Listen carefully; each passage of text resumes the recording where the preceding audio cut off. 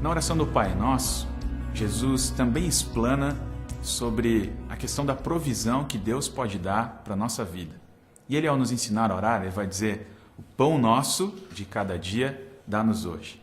No mesmo capítulo em que a oração do Pai Nosso se encontra, no capítulo 6, dos versículos 25 ao 34, Jesus vai ampliar um pouquinho mais a nossa visão do que seria essa provisão, dizendo para a gente, em primeiro lugar, não se preocupar com a própria vida. Ele mesmo diz: não se preocupe com a própria vida, ou que vocês vão comer ou vestir. Quando Jesus fala sobre a preocupação aqui, Ele está querendo dar um recado para a gente, dizendo: a vida vale muito mais do que aquilo que eu posso vestir ou do que aquilo que eu posso obter. O primeiro conselho de Jesus sobre a provisão fala sobre a preocupação, que nós não devemos preocupar com aquilo que vamos comer ou vestir, mas que a vida é um processo do qual a gente não tem domínio. Então ele diz: não se preocupe com a vida, porque isso vale mais do que qualquer outra coisa. O segundo conselho de Jesus fala sobre as árvores dos céus. Ele mesmo diz em Mateus 6, observe as aves dos céus. Elas não fazem nada, não trabalham, mas o Pai do céu as alimenta. Quando Jesus fala para a gente observar as aves do céu, quando a gente olha para as aves voando, a gente é obrigado a olhar para cima, para lembrar que é de lá que vem o nosso socorro.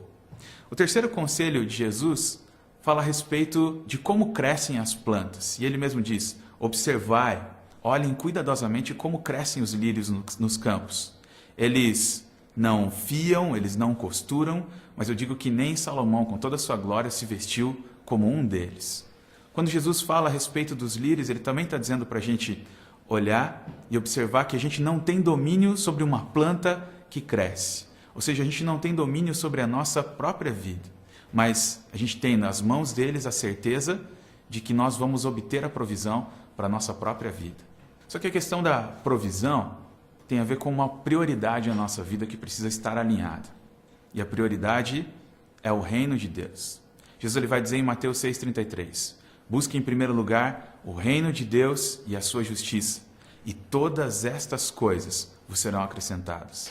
Jesus não prometeu riquezas, Jesus não prometeu bens, Jesus não prometeu prosperidade, Ele prometeu provisão.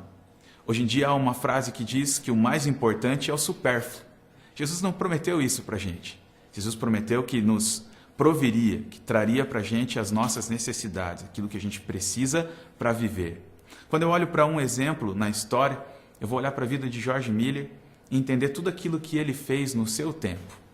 Ele trabalhava com crianças num orfanato e ele espalhou orfanatos pela Inglaterra inteira sem depender de apoio governamental ou qualquer outro tipo de apoio. Tudo que ele necessitava, ele pedia diretamente ao próprio Deus. Quando a gente olha para isso, a gente vê que Deus pode prover as nossas necessidades. Isso funciona também com a nossa vida. Mas a gente não pode buscar o reino de Deus para fazer uma barganha com o próprio Deus. Buscar o reino fala do meu coração alinhado com a prioridade dele. Filipenses 4,19 vai dizer que o meu Deus suprirá todas as necessidades de vocês em Cristo Jesus. Essa é a certeza que nós temos e aquilo que pode acalmar o nosso coração a respeito daquilo que a gente precisa de Deus.